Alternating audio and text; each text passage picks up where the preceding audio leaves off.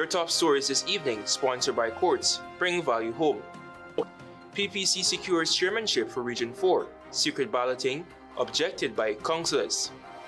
Region 10 chairmanship vote ends in a tie, local government minister to cast deciding vote. Veteran broadcaster Bobby VIEIRA calls out government for its failure to duly acknowledge contributions of several past presidents. And 96 lives lost to domestic violence since 2020. Minister PERSAUD reveals, and in sport, GMRSC ready for highly anticipated Berbice drug invasion. Nightly news now begins.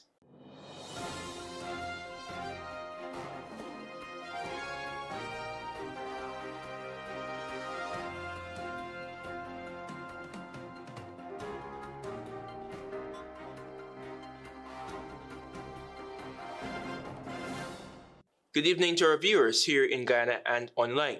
I am Antonio Day with the Friday 10th October 2025 edition of the HGP Nightly News. Here's what you need to know. Starting off, Clemsford Belgrave of the People's Progressive Party Civic has been elected chairman of the Region 4 Regional Democratic Council. This is the first time that a regional chairman of the PPC has been elected to the post. Here's more. Despite 7 blanks and 2 spoiled ballots, Clemsford Belgrave of the People's Progressive Party Civic was on Friday sworn in as new chairman of Region 4, the Marara Mahaika. Belgrave won 18 votes, while Shanika Haynes of the Partnership for National Unity, APNU, secured 8 votes. This all happened amidst objections by APNU, We Invest in Nationhood, and for Guyana to have the voting done by secret ballot.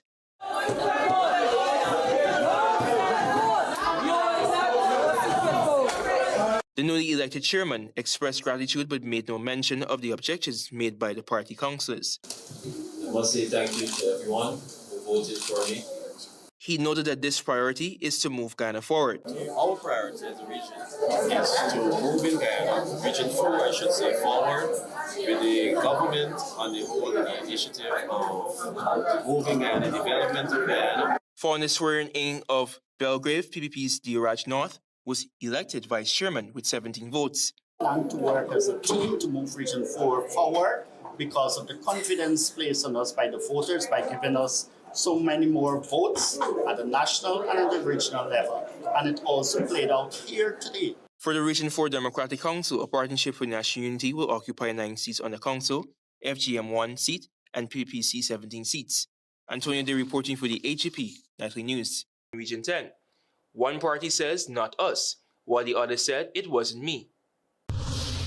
Local Government Minister Priyamanik Chand will now have to convene a special meeting to cast a deciding vote now that the election of chairman for Region 10 ended with the 2 candidates, Dominic Blair of the Partnership for National Unity and Mark Gorin of the We Invest in Nationhood Party, tied on 9 votes each. Following the 2025 general and regional elections, WIN secured 9 seats in Region 10, APNU 5 seats, PPP 3 seats, and Forward Guyana 1 seat. Leader of the We Invest in Nationhood, Azzuddin Mohammed, took to Facebook and accused the APNU, the PPP, and Forward Guyana movement of collusion that created the 9-9 deadlock. Mohammed spoke with reporters on the sidelines of the voting process on Friday. I don't know why all these parties are trying to work together to get WIN out. We want this region.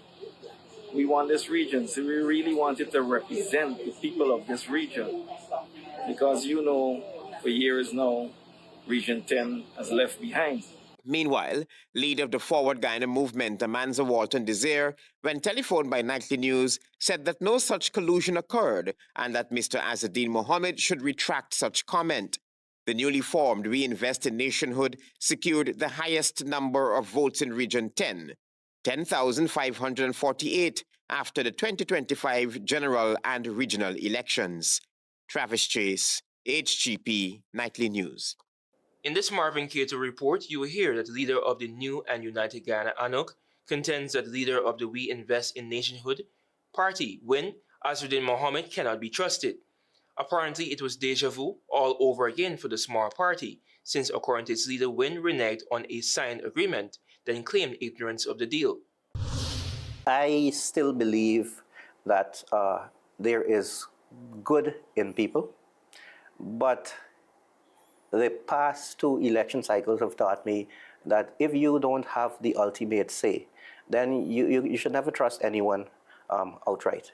That was Mark France, leader of a new and united Guyana, ANOG, in summarizing what could be described as something coming out of a book of revelations. Dr. France did not leave any stone unturned, as he was blunt in venting his disappointment and expected to be treated fairly by In Parliament, dependent on our shared, I guess. other members of the WIN team to the collaboration with WIN. If 5 seats were won, at least ANOG would have gotten 1. That's where it started. And then depending on the rest, there's a next formula to go forward. But in addition to that, we also spoke about looking at various positions in terms of if you're successful. The ANOG leader is remorseful that the collaboration has turned into a public spat, especially after previous experiences. Many people have been burnt by what happened with the AFC, what happened with ANOG, TNM, and the LJP, and now what happened with WIN and ANOG. But it should not dissuade anyone from still looking to be independent, from still looking to live up to the ideals. Marvin Cato reporting for HGP Nightly News.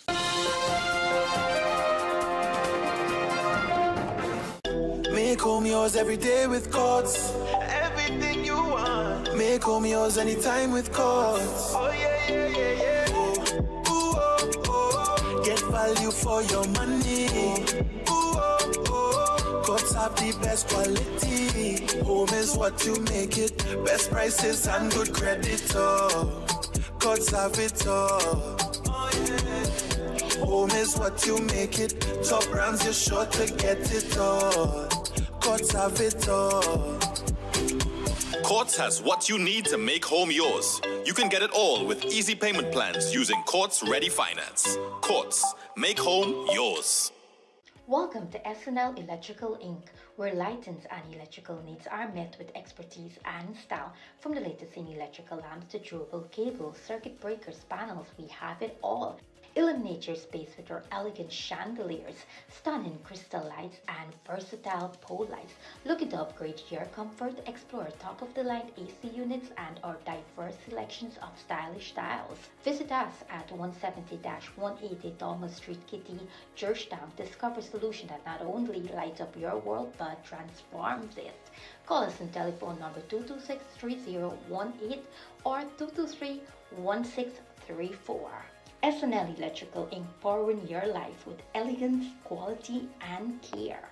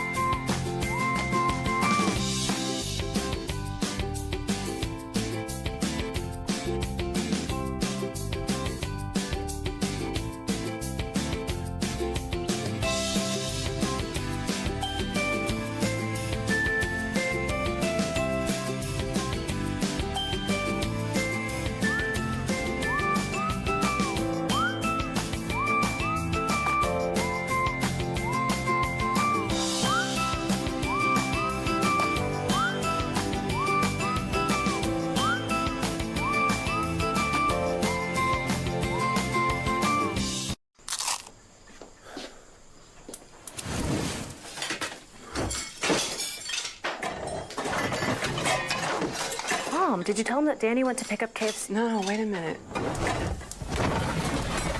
Are we really not going to tell him we already have KFC? A tasty dinner shouldn't be that complicated. Crunch the routine and order a delicious KFC bucket for the best price. KFC, it's finger-licking good. Commissioner Establishment. No job is too small or too large. We specialize in all types of fabricating machinery, excavator repairs, rice field pumps, and hydraulic hoses. Visit us at Lot 113, Block CC, Manripo, East Coast, and Marara, or call 220-9624, 629-4021, or 619-7880. At Krishna Rolf Establishment, no job is too small or too large.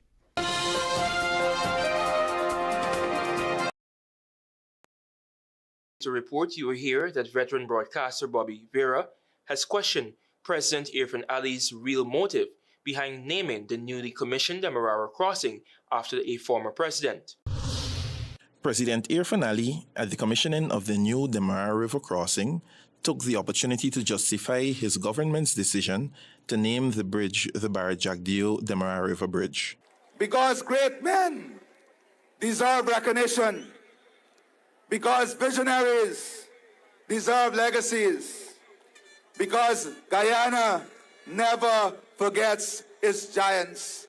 However, veteran broadcaster Bobby VIEIRA has joined other outspoken Guyanese in publicly questioning President Irfaan Ali's real motive behind naming the newly commissioned Demerara crossing after President Barrett Jagdeo. He served as chief executive, and therefore he's deserving of something to be named in his honor. But you know what? Why did we pass the other presidents and come to Barrett Jagdeo? Yes, he served. He has I don't know how many things that he has done have come out successful, but it's all there to see. VIEIRA believes there should be a formal structure in place to facilitate such kind gestures.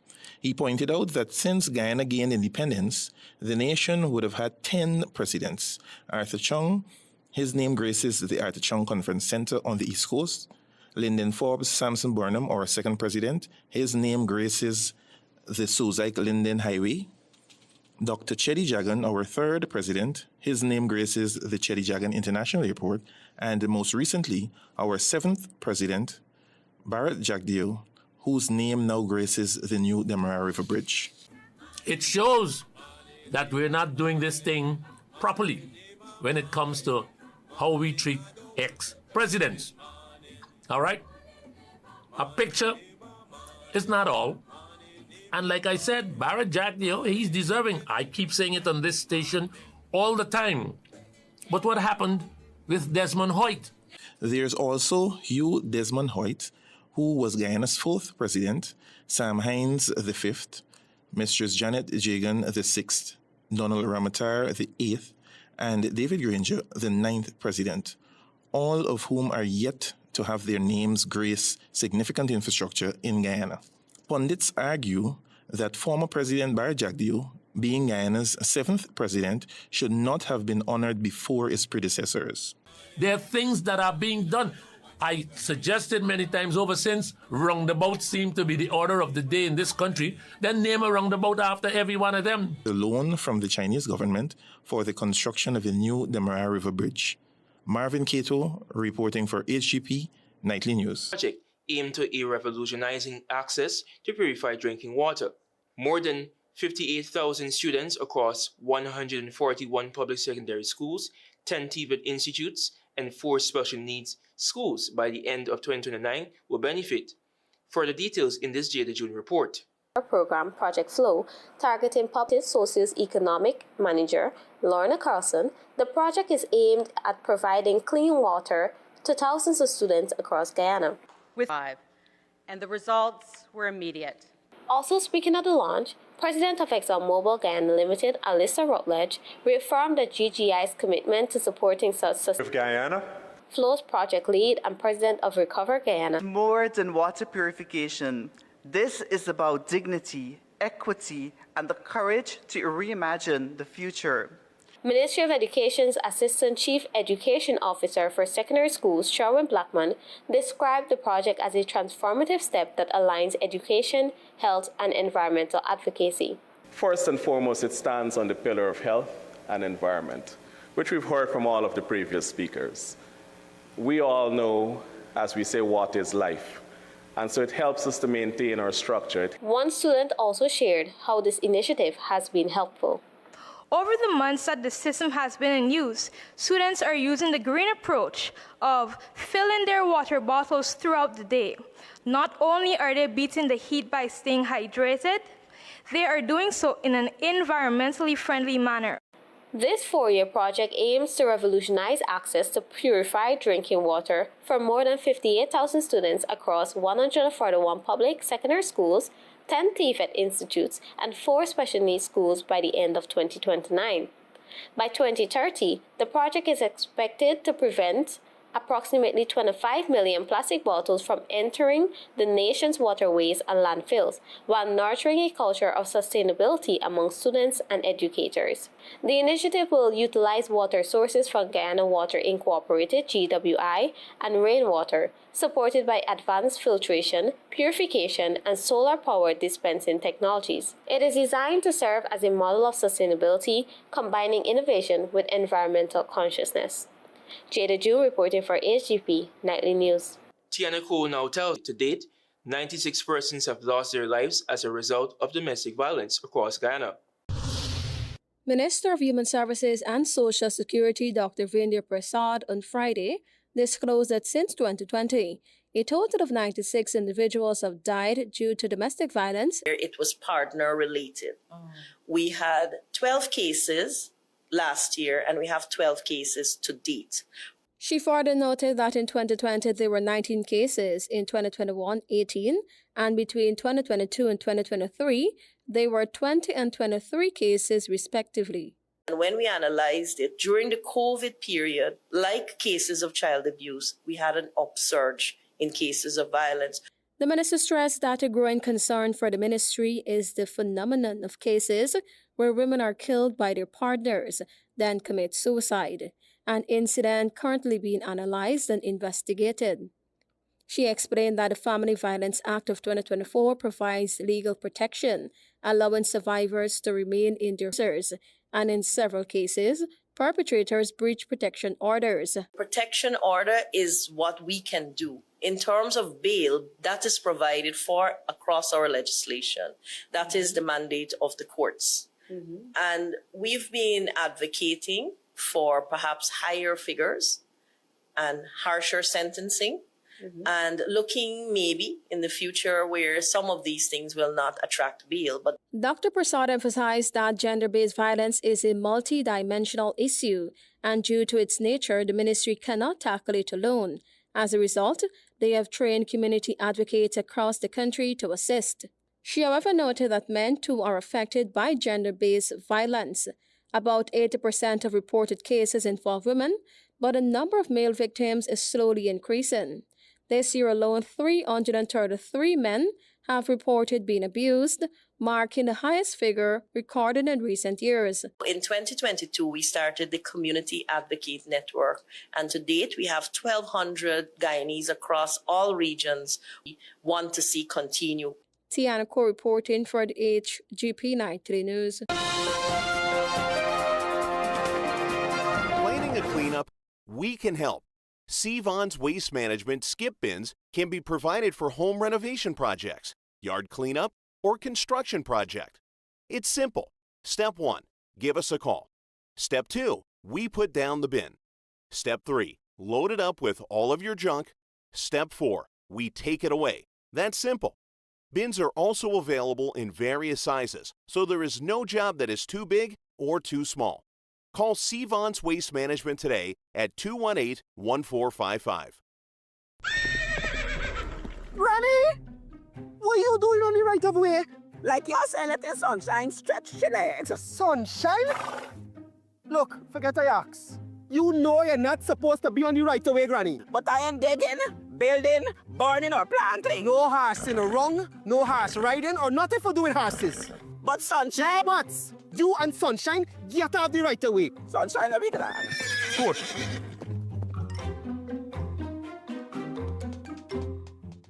Make home yours every day with Courts. Everything you want. Make home yours anytime with Courts. Oh yeah, yeah, yeah, yeah. Get value for your money. Courts have the best quality. Home is what you make it. Best prices and good credit. Courts have it all. Home is what you make it. Top brands, you're sure to get it all. Courts have it all. Courts has what you need to make home yours. You can get it all with easy payment plans using Courts Ready Finance. Courts, make home yours.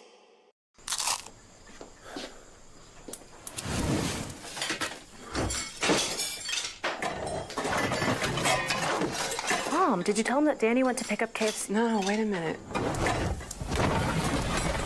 Are we really not going to tell him we already have KFC? A tasty dinner shouldn't be that complicated. Crunch the routine and order a delicious KFC bucket for the best price. KFC, it's finger-licking good.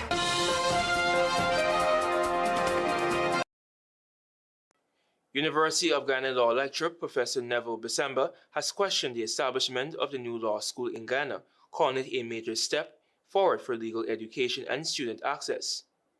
Jada June reports. Professor Neville Bisemba described the establishment of a new law school in Guyana as an excellent development and significant milestone in the achievement of legal education in the region.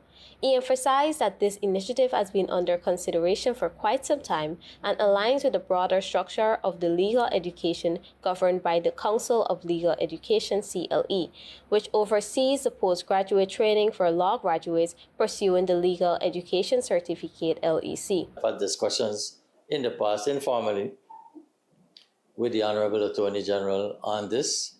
The building is the beginning, as it is, of that new arrangement, but that will have to be followed in short order.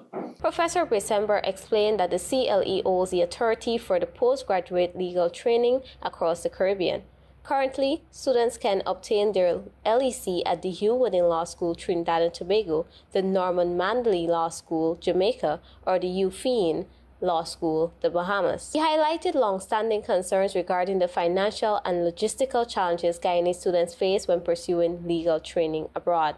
I think there has been a lot of concern over the years about the cost it is for our students to get across to the Hugh Woodin Law School. Only the top 25 students from the University of Guyana Law cohort traditionally gain admission to the Hugh Woodin Law School. Others have more recently been placed at the UFIN Law School. Costs related to travel, accommodation, and general living expenses have proven prohibitive for many aspiring lawyers. So if you take away that prohibitive cost of students having to travel across to Trinidad and Tobago, or even further afield to the Bahamas, that must be a positive step, an excellent step. I'm sure the construction will take some time. Professor Bisemba stated that establishing a law school in Guyana would reduce the financial burdens on students and their families, increase access to professional legal education, build local capacity, and strengthen the country's legal and academic institutions. It will also ensure that more qualified graduates can obtain the LEC without constraints of limited regional spaces. Jada Ju reported for HGP Nightly News. Guyana is calling for stronger international cooperation to address the growing threats posed by new and emerging technologies in warfare. The appeal came from Minister Councillor Nishanta Ben as she addressed the United Nations First Committee in New York. Find out more from Tiana Cole. Guyana has renewed its call for greater global cooperation to curb the accelerating arms race and ensure that emerging technologies are used for peace rather than warfare. The appeal was made by Minister Councillor Nishanta Ben of Guyana's permanent mission to the United Nations during the general debate of the First Committee on Thursday. Delivering her statement, Ben warned that the rapid advancement of technology, including artificial intelligence and hypersonic missiles, poses serious threats to global peace and stability if not properly regulated. The dual nature of new and emerging technologies presents both profound opportunities and considerable risks for disarmament and non-proliferation efforts. She explained that while innovations such as AI can aid in peace building, disaster prediction, and cybersecurity, they are increasingly being used to enhance warfare. Ben also highlighted the growing regional impact of the illegal arms trade, noting that the Caribbean continues to face grave threats from the proliferation of small arms and light weapons. For the Caribbean region, the proliferation of illegal arms and ammunition, especially small arms and light weapons, and their ammunition, represents a grave threat to the peace, safety, security, and stability of our countries by fueling organized crime, gang crimes, and gender-based violence. Turning to solution, Ben emphasized that disarmament must be underpinned by strong international law and binding treaty-based commitments. She urged that all nations must uphold existing agreements, such as a nuclear non-proliferation treaty, and to bring the Comprehensive Nuclear Test Ban Treaty into force. Only through a robust legal framework and firm and collective commitment to implementing them can we hope to curb the accelerating arms race and advance the cause of disarmament. Ben also underscored the importance of involving civil society and women in decision-making on global security matters. She further pointed out that stark contrast between military spending and humanitarian needs, noting that last year's global military expenditure was $2.7 trillion, compared to a $47 billion humanitarian appeal that could assist nearly one. Guyana calls upon the international community to summon the necessary political will to make this transformation. Ben concluded by reaffirming Guyana's commitment to disarmament, non-proliferation, and global peace, urging all member states to act with political will and shared responsibility.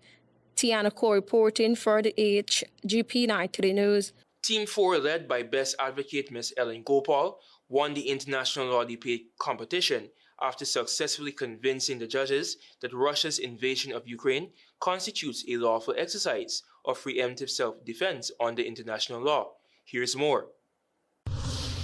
Best Advocate Ellen Gopal, representing the winning Team 4, reaffirmed that Russia's actions in Ukraine between February 24th and 28th, 2022, constituted a lawful exercise of preemptive self-defense under international law. I will now demonstrate that Russia's conduct met the twin test of necessity and proportionality, and that contrary to Western narratives, it acted within the same principles historically accepted when similar action was taken by the United States and Israel. Gopal noted that Russia watched NATO infrastructure expand eastward despite repeated Western assurances to the contrary. Ukraine's military cooperation with NATO was intensified to transfer its territory into a forward operating base. Aldersi Peters and Judah Prescott, also part of Team 4, delivered sound arguments. Tomasa Augusti, representing Team 9, who secured fourth place, noted that the primary threat originated mainly from Russia.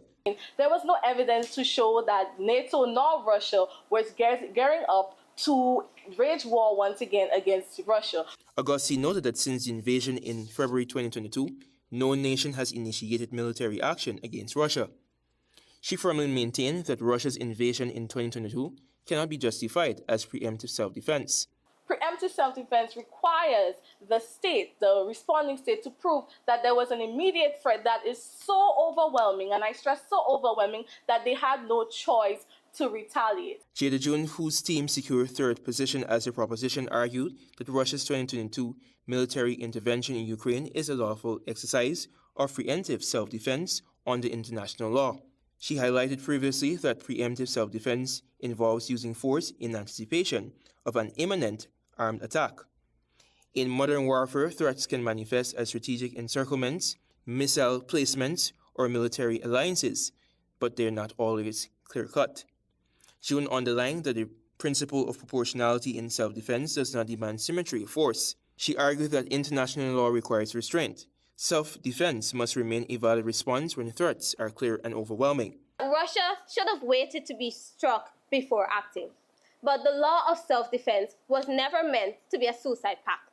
The right of act emptily when the danger is clear and overwhelming. Denise Freeman and Judah Ferreira also represented the proposition and also delivered some arguments. Antonia Day reporting for the HGP Nightly News. Stay tuned for regional news.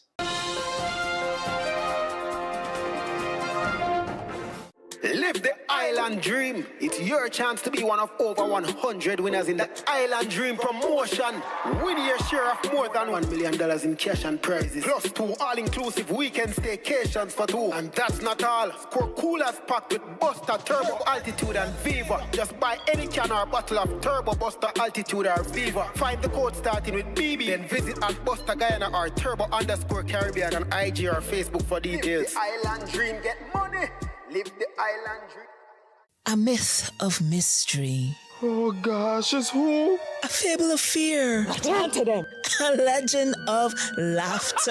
Laugh at your mother. Laugh, you jackass. Laugh of the River, the Guyanese play which premiered in Barbados, comes home on Saturday, October 11 and Sunday, October 12 at the National Cultural Center. Experience this world created and crafted by Al Crichton Jr., co-directed by Ayana Waddle and performed by the National Drama Company of Guyana. Adult tickets cost $3,000, $2,500, and $1,000. Students can get their tickets at a cost of $1,000. Laugh of the River. The river doing what man's supposed to do. And Jack Mandora, Mina choose none. Granny, what are you doing on the right of way? Like you're saying it in sunshine, stretch your legs. Sunshine? Look, forget I ask.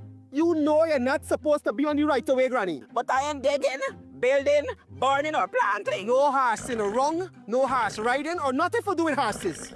But Sunshine? What? You and Sunshine get out the right of way. Sunshine, I'll be glad. Good.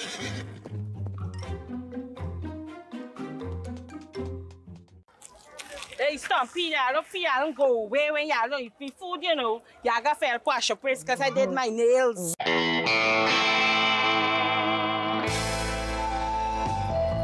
When is somebody boy, they're gonna make a nice cake. Here's my good cake on upon this thing.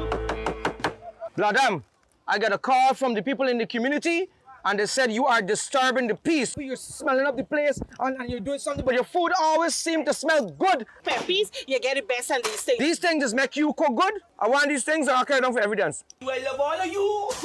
Peppies, we put the pep back into your kitchen. And you.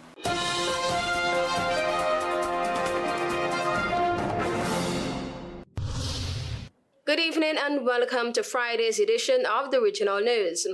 Venezuelan opposition leader Maria Corina Machado receiving the award despite U.S. President Donald Trump's repeated insistence he deserved it.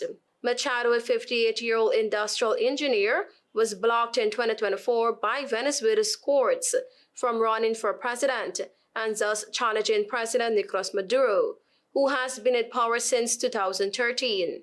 When authoritarians seize power, it is crucial to recognize courageous defenders of freedom who rise and resist, the Norwegian Nobel Committee said in its citation. After being blocked from running in 2024, Machado threw herself into campaigning for her replacement, former Ambassador Edmundo Gonzalez, drawing crowds that sometimes numbered in the thousands, according to attendees and images captured by media.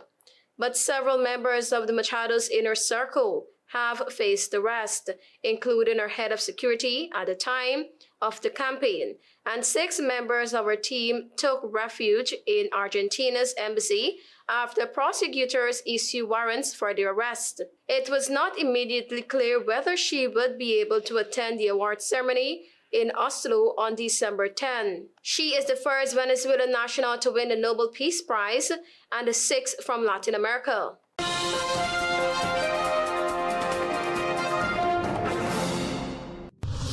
Trinidad and Tobago has officially been granted an Office of Foreign Assets Control OFAC license from the United States Treasury Department to pursue the development of the Dragon Gas Project.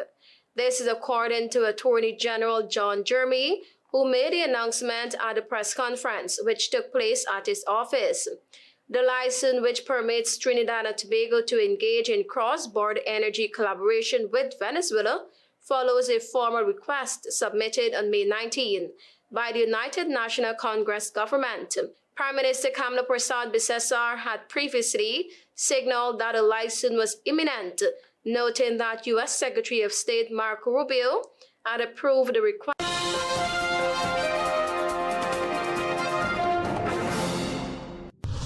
The Ministry of Foreign Affairs, Trade and Export Development has confirmed radar equipment and deployed technical personnel at Maurice Bishop International Airport. The request is being assessed by the Ministries of National Security, Legal Affairs and Foreign Affairs in technical consultations in coordination with the Grenada Airports Authority and other relevant agencies. At this stage, the government said it is carefully reviewing the request according to established national procedures. Any decision will be made only after all technical and legal assessments are completed. Officials assured citizens that any decision will be guided by Grenada's sovereignty, public safety, and national interest, including the protection of the tourism industry, the traveling public, and the country's economic well-being. The government said it will continue to keep the public informed as developments unfold. Thank you for watching. I am Tiana Cole.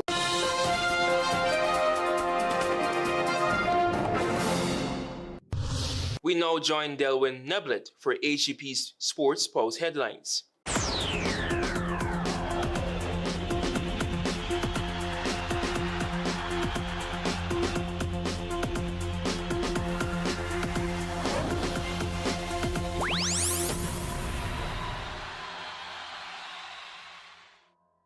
Good evening, Guyana. I'm Delwyn Neblet with your HGP TV Sports Pulse for today, Friday, October 10, 2025.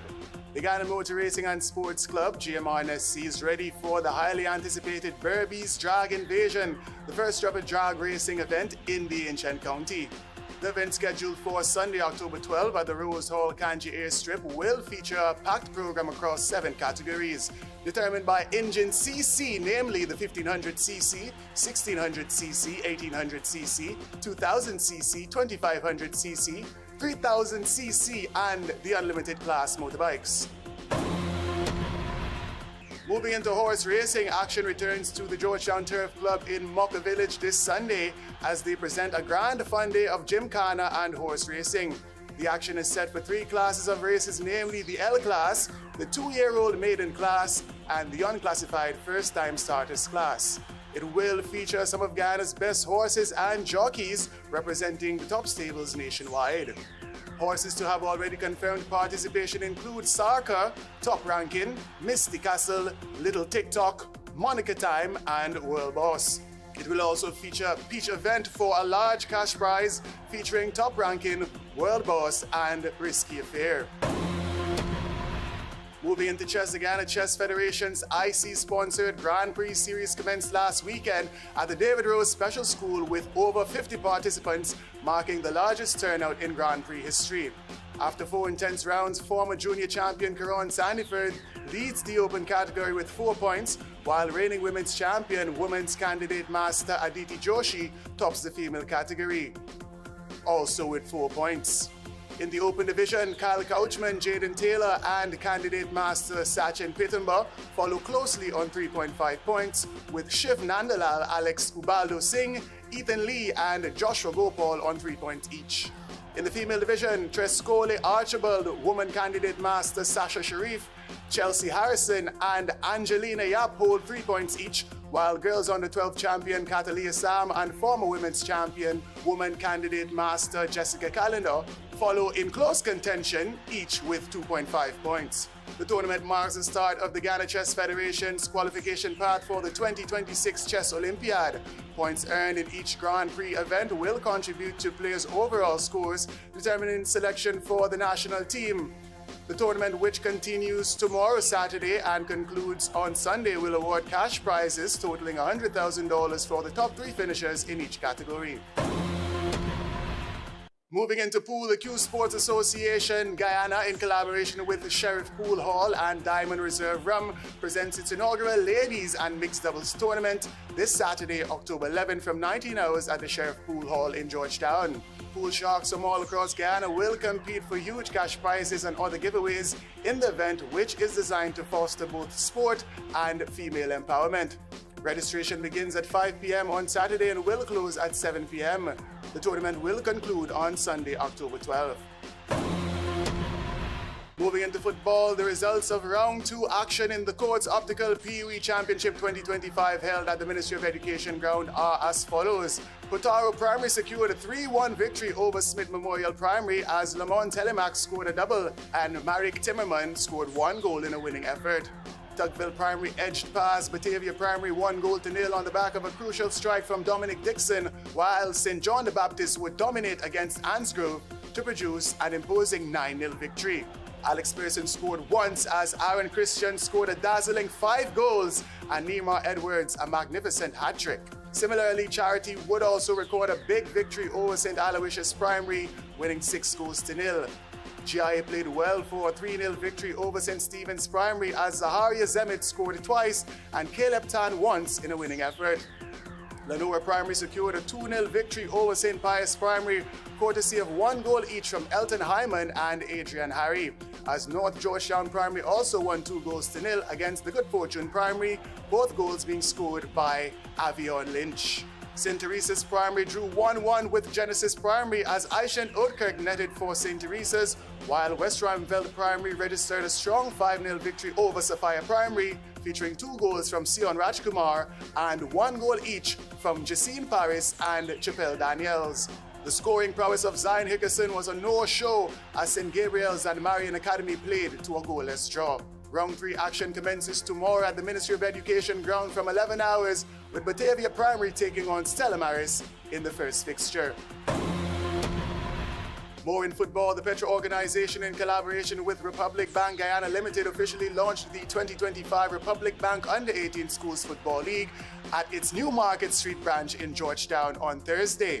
The tournament, which commences on October 19, will feature 8 teams from multiple regions across Guyana. Having earned their places to qualification from the previous round, the 8 schools contending for a top 2 spot and the opportunity to compete in the upcoming KFC International Schools Championship in December are the Abram Zoo Second Area of Region 2, the 3 Mile Second Area of Region 7, the Bushlot Second Area of Region 5, President's College of Region 4, West Ruimveldt Second Area of Region 4, Dolphin Second Area of Region 4, and the defending champions Chase Academic Foundation, also of Region 4. Also in football, action resumed tonight in Division 1 of the Guyana Football Federation's Women's League 2025 with 2 fixtures at the National Training Center in Providence. The first match featured the Western Tigers versus Ansgrove United, while the second match currently underway features Manadalas versus Riversview FC. Into cricket, fans are in for a treat this weekend as the Buxton Carl Hooper Cricket Club presents its first Cricket Cash Bonanza. 6 teams, the New Opportunity Coast Santos Sports Club, Buxton A, Buxton B, Golden Grove, Transport Cricket Club, and the Westside Steppers will compete for a staggering total of $1 million in cash and prizes. The first match on day 1 at the Buxton North venue, commencing at 9:30, will feature Shamar Apple and the Young Guns from the Transport Sports Club go up against a side from Golden Grove, while match number 2 will see the NOC Santos Sports Club take on Junior Jadonot and the Westside Steppers. The final match on Saturday will be a battle of the home sides as Buxton A, led by former junior national player Clive Andrews, and Buxton B will go head-to-head. More in cricket, the venues for the upcoming Senior Inter-County 50-over competition set to bowl off on October 11th were confirmed by the Guyana Cricket Board at their Hermanstein Lodge press conference on Thursday. The tournament, powered by Queensway Security Inc., will feature preliminary matches at the Hampton Court or Joe Jagmahan Ground in Essequibo, the Edmore and Lusignan grounds on the east coast of Demerara, and the number 69 ground in Belize. The final, according to the GCB, will be held either at Hampton Court or Albion. Places in the Guyana Harp Eagles squad to be selected for the upcoming Cricket West Indies CG United Super 50 Cup scheduled for Trinidad in November will be at stake as defending champions Demerara face off against Berbice, Essequibo, and a GCB Select 11. And finally, action resumed last evening in the second of 2 test matches between the West Indies and India being played at the Arun Jaitley International Stadium in New Delhi. At the end of day 1, India once again find themselves in a commanding position after reaching 318 for 2 from 90 overs.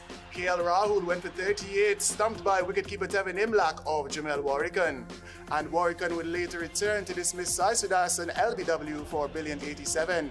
The majestic Yashasvi Jaiswal brought up his 7th test century and remains unbeaten on 173, as captain Shubman Gill is also unbeaten on 20. That's it for this edition of the HGP TV Sports Pulse. I'm Delwyn Neblet reminding you to stay in the game. Those are our major headlines. For those stories and more, please go to visit our website at www.hgptv.com. I'm Antonio Day. Thanks for watching and do be safe.